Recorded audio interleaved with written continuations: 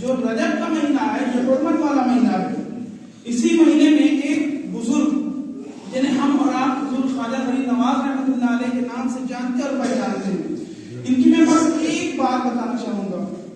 کہ خواجہ غریب نواز رحمۃ اللہ علیہ کو غریب نواز ہی کیوں کہا جاتا ہے؟ خواجہ غریب نواز رحمۃ اللہ علیہ کو غریب نواز کیوں کہا جاتا ہے؟ تو آپ دیکھیے گا ہمارے اردو میں غریب کے مطلب جو ہوتے ہیں وہ یہ ہوتے ہیں کہ جس کے پاس کچھ نہ ہو، جس کا کوئی چارہ نہ ہو، جس کے پاس کھانے کے لیے نہ ہو، جس کے پاس پینے کے لیے نہ ہو، جس کے پاس رہنے کے لیے نہ ہو، اس کو غریب بھی کہا جاتا ہے۔ اس کے پاس کچھ نہیں ہے، اس کے پاس کسی چیز کا حال نہیں ہے، اس کو نواز جو دیتا ہے اس کو غریب کہا جاتا ہے، اور جو اس کو نوازتا ہے یعنی غریب نواز، اس کو غریب نواز کہا جاتا ہے۔ لیکن حضرت بیٹھے ہیں، ان سے پوچھیے گا کہ عربی میں غریب کا جو معنی ہوتا ہے وہ بالکل الگ ہے۔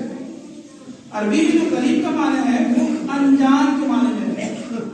عربی میں جب غریب بولیں گے تو وہ اس کو بولیں گے جو انجان ہو،